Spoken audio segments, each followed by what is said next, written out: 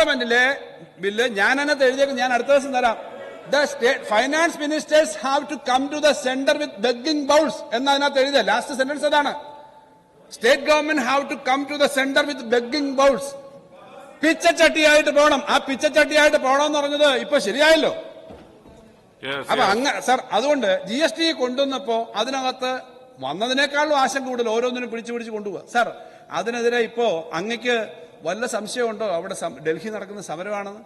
Sir, സമരത്തിന്റെ ഉദ്ഘാടനത്തിന് അതിന്റെ ഭാഗമായിട്ട് വരുന്ന പല രാഷ്ട്രീയ നേതൃത്വത്തിൽ വളരെ വളരെ വളരെ പ്രധാനപ്പെട്ട വ്യക്തിത്വങ്ങളൊക്കെ വരും, അല്ലെങ്കിൽ രാഷ്ട്രീയ പാർട്ടികൾ വരും എന്നാണ് ഞങ്ങളെല്ലാവരും ക്ഷണിച്ചിട്ടുണ്ട്. അവർ വന്ന് അഭിവാദ്യം ചെയ്ത് സംസാരിക്കും. വരുന്ന ആളുകൾ വന്ന് അഭിവാദ്യം ചെയ്യുന്ന അവിടെ അല്ലെങ്കിൽ വരുന്നു, അതൊരു പൊതുയോഗം. ഇതൊരു ഉദ്ഘാടന സമ്മേളനം എന്ന നിലയിൽ ഇത് ഫെഡറലിസത്തിന്റെ ഇഷ്യൂ ആണ്. ഇന്ത്യയിലെ മിക്കവാറും സ്റ്റേറ്റുകൾ മാനസികമായി സപ്പോർട്ട് ചെയ്യുന്ന ഫെഡറലിസത്തിന്റെ ഇഷ്യൂവിൽ അവിടെ നടക്കുന്ന ആ യോഗത്തിനകത്ത് അവർ വരും. അത് കഴിഞ്ഞാൽ അവിടെ നമ്മുടെ ആളുകൾ ഇല്ലായിരിക്കും. ഞാൻ ഇപ്പോഴും പ്രതീക്ഷിക്കുന്നു ഈ കാര്യങ്ങളുടെയും ചർച്ചകളുടെ എല്ലാ അടിസ്ഥാനത്തിൽ ജനങ്ങളിൽ നിന്നുള്ള പ്രഷറോടെ മനസ്സിലാക്കി UDF കൂടി അതിൽ വരുമെന്നാണ് ഞാൻ ഇപ്പോഴും പ്രതീക്ഷിക്കുന്നത്. സാർ, അങ്ങനെ ഒരു കാര്യമാണ്. അല്ലാതെ ഇതിനകത്ത് ഞങ്ങൾ സമരം തന്നെയാണ് നടത്തുന്നത്. സാർ, സമരം നടത്താൻ സുപ്രീം കോടതി കേസ് പോവുകയും ഈ സമരം നടത്തുകയൊക്കെ ചെയ്യാന്ന് പറഞ്ഞാൽ നല്ലതുപോലെ അക്കാര്യത്തിനകത്ത് ഞങ്ങൾക്ക് കൺവിഷൻ ഉണ്ട്, ഫൈറ്റ് ചെയ്യാനുള്ള മനസ്സുള്ളതുകൊണ്ടാ. അല്ല, ഞങ്ങളവിടെ കീഴടങ്ങി അങ്ങ് പോവല്ല. ചോദ്യം നമ്പർ 32, ഒന്നാം ചോദ്യം തന്നെ ഏതാണ്ട് അരമണിക്കൂർ എടുത്തു. ചോദ്യം നമ്പർ 32 ശ്രീ N. നെല്ലിക്കുട്ട്, ബഹുമാനപ്പെട്ട ധനകാര്യ വകുപ്പ് മന്ത്രി. ആൻസർ ടേബിൾ ചെയ്താൽ മതി, ലെങ്തി ആണെങ്കിൽ.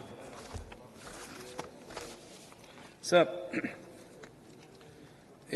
കഴിഞ്ഞ കുറച്ചു കാലങ്ങളായി സംസ്ഥാനം സാമ്പത്തിക ബുദ്ധിമുട്ട് അനുഭവിച്ചു പോരുന്നുണ്ട് എന്നത് വസ്തുതയാണ്. പ്രകൃതി ദുരന്തങ്ങൾ, നോട്ട് നിരോധനം, കേന്ദ്ര ധനകാര്യ കമ്മീഷനുകൾ കേന്ദ്ര നികുതി വിഹിതം നിശ്ചയിക്കുന്നതിലെ മാനദണ്ഡങ്ങൾ വരുത്തി മാറ്റം മൂലം സംസ്ഥാനത്തിൽ നികുതി വിഹിതത്തിൽ വന്ന കുറവ്, കേന്ദ്രാവിഷ്കൃത പദ്ധതികളുടെ ചെലവ് പങ്കിടൽ ഘടന സംസ്ഥാനങ്ങൾക്ക് അധിക ബാധ്യത വരുത്തുന്ന രീതിയിൽ ഭേദഗതി ചെയ്തത് എന്നീ കാരണങ്ങളാലാണ് മേൽ പ്രതിപാദിച്ച സാമ്പത്തിക ഞെരുക്കത്തിന് പ്രധാനമായും കാരണമായത്. കേന്ദ്ര സർക്കാർ പബ്ലിക് അക്കൌണ്ടിലെ നീക്കിയിരിപ്പും സർക്കാരിന് കീഴിലെ സ്ഥാപനങ്ങളെടുത്ത വായ്പകളും സർക്കാർ കടമായി കണക്കിലെടുത്ത് സംസ്ഥാന സർക്കാരിന്റെ കടമെടുപ്പ് പരിധിയിൽ വെട്ടിക്കുറപ്പ് വരുത്തുന്ന സമീപനം സ്വീകരിച്ചത് സ്ഥിതി കൂടുതൽ വഷളാക്കി. അതേസമയം കഴിഞ്ഞ സാമ്പത്തിക വർഷത്തെ അപേക്ഷിച്ച് റവന്യൂ കമ്മി ഗ്രാന്റിൽ നടപ്പ് സാമ്പത്തിക വർഷം 8,425 കോടി രൂപയുടെയും ചരക്ക് സേവന നികുതി നടപ്പിലാക്കിയത് മൂലം ഉണ്ടാകുന്ന വരുമാന നഷ്ടത്തിനുള്ള നഷ്ടപരിഹാരം നിർത്തലാക്കിയതോടുകൂടി ഈ ഇനത്തിൽ മുൻ സാമ്പത്തിക വർഷത്തെ അപേക്ഷിച്ച് 7,246 കോടി രൂപയുടെയും കുറവുണ്ടായിട്ടുണ്ട്. കേന്ദ്ര സർക്കാർ നടപ്പിലാക്കിയ മൂലധന ചെലവുകൾക്കുള്ള പ്രത്യേക സഹായ പദ്ധതി scheme for special assistance for capital expenditure 2023-24 ഒന്നാം ഭാഗത്തിന് കീഴിൽ സംസ്ഥാനത്തിന് അനുവദിച്ചിരുന്ന 1,925 കോടിയുടെ വായ്പാ സഹായം ലഭിക്കുന്നതിന് സംസ്ഥാന സർക്കാരിൽ നിന്ന് പ്രപ്പോസൽ സമർപ്പിച്ചിരുന്നു. എന്നാൽ സംസ്ഥാനത്ത് നടപ്പിലാക്കി വരുന്ന 5 കേന്ദ്രാവിഷ്കൃത പദ്ധതികളിൽ കേന്ദ്ര സർക്കാർ അനുശാസിക്കുന്ന ബ്രാൻഡിംഗ്, നെയിമിംഗ് മാർഗനിർദ്ദേശങ്ങൾ പാലിച്ചിട്ടില്ല എന്ന കാരണമുയർത്തി മൂലധന ചെലവുകൾക്കുള്ള പ്രത്യേക സഹായ പദ്ധതിയുടെ കീഴിൽ വായ്പാ സഹായം അനുവദിക്കാൻ നിർവാഹമില്ല എന്നാണ് കേന്ദ്രം മറുപടി നൽകിയിട്ടുള്ളത്. സാർ, കേന്ദ്ര സർക്കാർ ബ്രാൻഡിംഗ് നിർദ്ദേശിച്ചിട്ടുള്ള സ്വച്ഛ് ഭാരത് മിഷൻ, സാർ, ഇത് വളരെ പ്രധാനമാണ്. കേരളത്തിലെ ആകെ ബാധിക്കുന്ന ഒരു പുതിയ ഒരു പ്രശ്നം ഇപ്പോൾ ഉയർന്നു വന്നിട്ടുള്ളതാണ്. ശ്രദ്ധയിൽപ്പെട്ടിട്ടുണ്ടാവും, എങ്കിലും ഒരിക്കൽ കൂടി ഞാൻ പറയുകയാണ്. Sir, Swachh Bharat mission Gramin, Ayushman Bharat health and wellness centres, Pradhan Mantri Awas Yojana urban, Poshan Abhiyan, national health mission എന്നീ സ്കീമുകളിൽ ബ്രാൻഡിംഗ്, നെയിമിംഗുമായി ബന്ധപ്പെട്ട് കേന്ദ്ര സർക്കാർ നിർദ്ദേശിച്ച മാർഗനിർദ്ദേശങ്ങൾ നടപ്പിലാക്കുന്നതിന്റെ പുരോഗതി സംബന്ധിച്ച് ബന്ധപ്പെട്ട വകുപ്പുകൾ കേന്ദ്ര മന്ത്രാലയങ്ങളെ അറിയിച്ചുവെങ്കിലും കേന്ദ്ര സർക്കാർ ഇക്കാര്യത്തിൽ സംസ്ഥാനത്തിന് അനുകൂലമായ തീരുമാനങ്ങൾ ഒന്നും കൈക്കൊണ്ടിട്ടില്ല. സാർ, മൂലധന ചെലവുകൾക്കായിട്ടുള്ള പ്രത്യേക സഹായ പദ്ധതിയുടെ വിവിധ ഭാഗങ്ങളിലായി അനുവദിക്കേണ്ട ഒരു തുകയും നടപ്പ് വർഷം ഇതുവരെ കേന്ദ്ര സർക്കാർ റിലീസ് ചെയ്തിട്ടില്ല. സാർ, ഏകദേശം 3,000 കോടി രൂപയുടെ പലിശരഹിത വായ്പാ സഹായമാണ് ഈ കാപ്പക്സിന്റെ മാത്രം നമുക്ക് കിട്ടേണ്ടത്. മറ്റ് സ്കീമുകളിൽ മറ്റു തുകയാണ്. സാർ, കേന്ദ്രാവിഷ്കൃത പദ്ധതികളെ കേന്ദ്രവിഹിതവും വലിയ തോതിൽ കുടിശ്ശികയായിട്ടുണ്ട്. മുൻഖണ്ഡികകളിൽ പരാമർശിക്കുന്ന തോതിലുള്ള സംസ്ഥാനത്തിന്റെ വരുമാനത്തിലുള്ള കുറവ് തനത് വരുമാന മാർഗത്തിലൂടെ നികത്തുവാൻ, എല്ലാം പൂർണ്ണമായി നികത്തുവാൻ സാധിക്കുന്നതല്ല സാർ. പക്ഷേ അതിന് ആനുപാതികമായി നമ്മുടെ ചെലവുകൾ വെട്ടിച്ചുരുക്കാനും പറ്റില്ല. ആ വെട്ടിച്ചുരുക്കുന്ന സമീപനമല്ല, കഴിഞ്ഞ വർഷത്തെക്കാളും കൂടുതൽ ചെലവാണ് ഈ വർഷം. നമ്മൾ ഓരോ വർഷവും ചെലവ് വർദ്ധിക്കുന്നുണ്ട്, ഈ വർഷവും അധികം ചെലവഴിച്ചിട്ടുണ്ട്. സാർ, ബി, നിലവിലെ സാമ്പത്തിക ബുദ്ധിമുട്ടിനിടയിലും വിവിധ മേഖലകളിലായി വിതരണം ചെയ്യേണ്ട ആനുകൂല്യങ്ങൾ പരമാവധി വിതരണം ചെയ്യുന്നതിന് സർക്കാർ ശ്രമിച്ചു പോരുന്നുണ്ട്.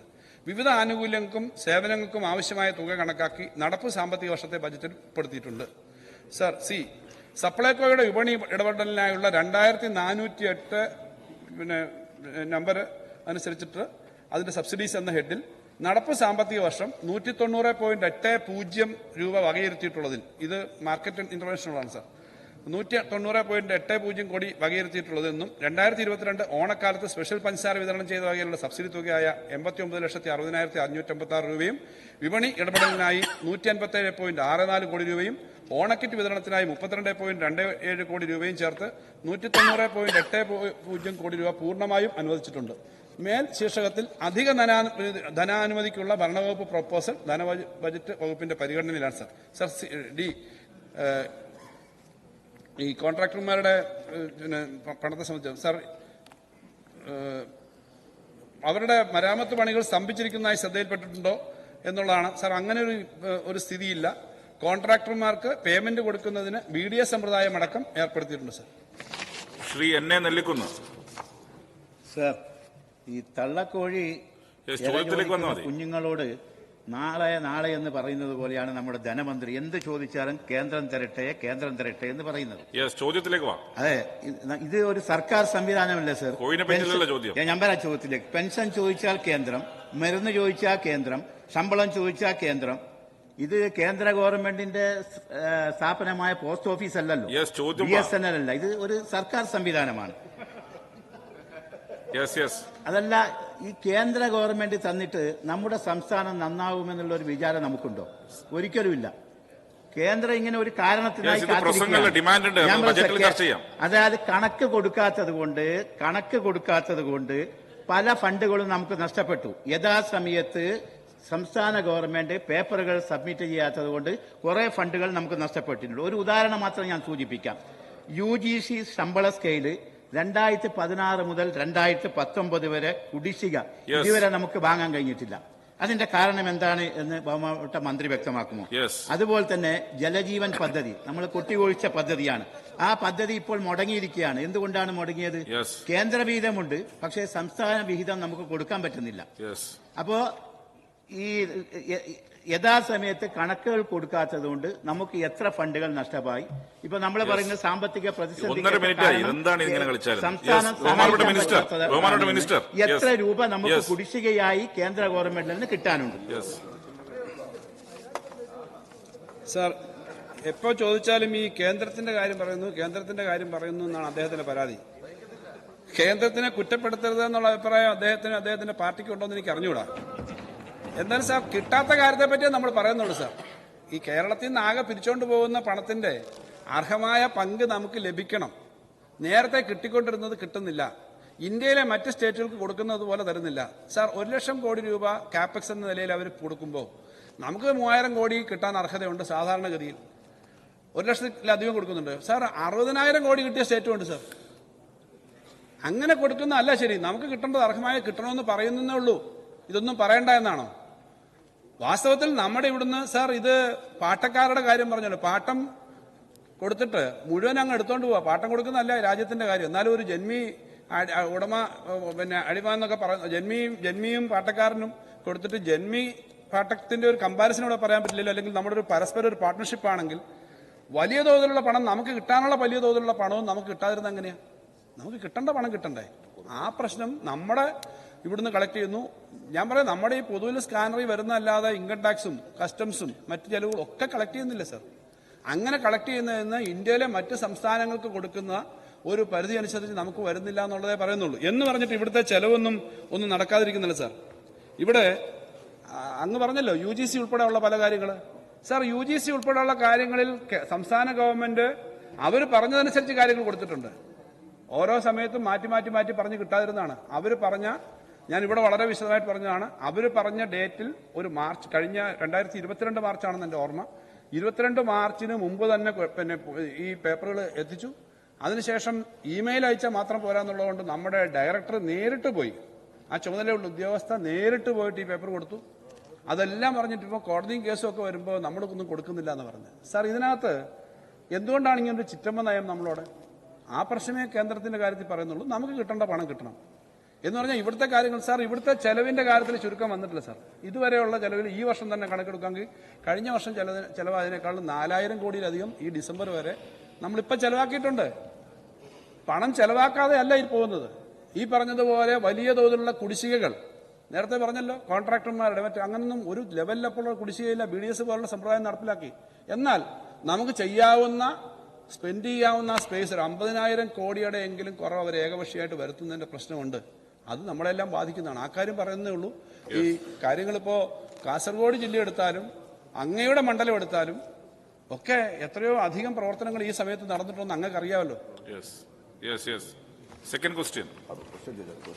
സർ, ഞാൻ കേന്ദ്ര ഗവൺമെന്റിനെ ന്യായീകരിച്ചതല്ല. ഞാൻ കേന്ദ്ര ഗവൺമെന്റിനെ കരുതിയിരുന്ന് നമ്മുടെ സംസ്ഥാനം നമുക്ക് നന്നാക്കാൻ പറ്റില്ല എന്നാണ് ഞാൻ പറഞ്ഞത്. അതുപോലെ നമ്മുടെ സംസ്ഥാനത്ത് ട്രഷറി നിയന്ത്രണമുണ്ടോ എന്ന് വ്യക്തമാക്കാമോ? മറ്റൊന്ന്, ഈ കരാറുകാർക്ക്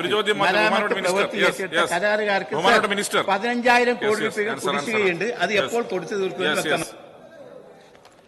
ഒറ്റ ചോദ്യമേ ചോദിക്കാൻ പാടുള്ളൂ, എന്നാലും അദ്ദേഹം 2 ചോദ്യം ചോദിക്കാം. ട്രഷറി നിയന്ത്രണം സാർ, ഈ അദ്ദേഹം പറഞ്ഞ നമുക്ക് ഈ കേന്ദ്രത്തിന് ചുമ്മാതെ പറയുന്ന അങ്ങ് പറഞ്ഞു കേന്ദ്രത്തിനെതിരെയല്ല, കേന്ദ്രത്തിനോട് സഹകരിച്ച് തന്നെയാണ് നമ്മൾ പോകുന്നത്. കേന്ദ്രത്തിൽ നിന്ന് കിട്ടാനുള്ളത് കിട്ടണമെന്നുള്ളതാണ്, നമുക്ക് അർഹമായത് കിട്ടണമെന്നേ പറയുന്നുള്ളൂ. അത് ഞാൻ ആവർത്തിച്ച് പറയാണ്.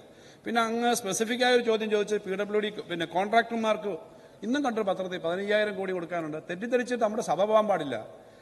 ഇന്നത്തെ കണക്കനുസരിച്ച് നമ്മുടെ ട്രഷറിയിൽ അല്ലെങ്കിൽ കൊടുക്കേണ്ടതായി നമ്മുടെ അടുത്ത് വന്നേക്കുന്ന കണക്ക് 1021 കോടിയാണ് സർ. ഇത് ട്രഷറിയിലെ കണക്കാണ്. ബാക്കി BDS മാറിയിട്ടുണ്ടാവും, BDS മാറിയിട്ടുണ്ടാവും. ബാക്കി ഇന്നത്തെ കണക്കനുസരിച്ച് ഞാൻ പറയുകയാണ് 1021 കോടിയാണ്. എങ്ങനെയാണ് ട്രഷറിയിൽ നമ്മുടെ ഫിനാൻസിൽ കണക്കെടുക്കുന്നത്? ബില്ലുകൾ വന്നിട്ടുള്ളത്, ട്രഷറിയിലേക്ക് പോയിട്ടുള്ളത്, അവിടെ ക്യൂവിലുള്ളത്, അതനുസരിച്ചിട്ടാണിത്. വേസ്റ്റ് ആൻഡ് മീൻസിലും അവിടെ ഉള്ളതനുസരിച്ചുള്ള കണക്കാണ് പറയുന്നത്. എന്നാൽ BDS സമ്പ്രദായം കഴിഞ്ഞ കുറെ കാലമായിട്ട് നമ്മൾ നടത്തുന്നുണ്ട്. BDS സമ്പ്രദായം ബിൽ ഡിസ്കൗണ്ടിങ് സ്കീമാണ്. അതനുസരിച്ച് പണം ആളുകൾ മാറുന്നുണ്ട്, അതനുസരിച്ച് എടുക്കുന്നു. സാർ, ഒരു കാര്യം കൂടി ഇതുമായി ബന്ധപ്പെട്ട് പറഞ്ഞു സാർ, അങ്ങ് ഉൾപ്പെടെ അറിവിലേക്കാ. നേരത്തെ എൻ്റെ അടുത്ത് കുറച്ച് കോൺട്രാക്ടർമാർ കൊല്ലത്താണ്, ചെറുകിട കോൺട്രാക്ടർമാർ, ഇടത്തരം കോൺട്രാക്ടർമാർ, ഞങ്ങൾ ബില്ല് കൊടുത്തിട്ട് പണം കിട്ടുന്നില്ല. ഞാൻ അന്വേഷിച്ച് കഴിഞ്ഞപ്പോൾ ബില്ല് ട്രഷറിയിലേക്ക് പോയിട്ടില്ല. അവരുടെ ബില്ല് ട്രഷറിയിലേക്ക് പോകണമെങ്കിൽ ഫസ്റ്റ് പേജ് മാത്രം പോയാൽ പോരാ, അത് ഫിസിക്കലി തന്നെ വെരിഫൈ ചെയ്യാൻ വേണം. അപ്പോൾ പലപ്പോഴും ഇങ്ങനെ പല സാങ്കേതിക കാര്യങ്ങളും കാണും. ചില സ്ഥലത്താണ് പണമില്ല. 15,000 കോടി കോൺട്രാക്ടർമാർക്ക് കിട്ടാനുണ്ടെന്നുള്ളതുകൊണ്ട് ഞാൻ അതുകൊണ്ട് തന്നെ ഇന്നത്തെ പത്രത്തിൽ കണ്ടു 15,000 കോടി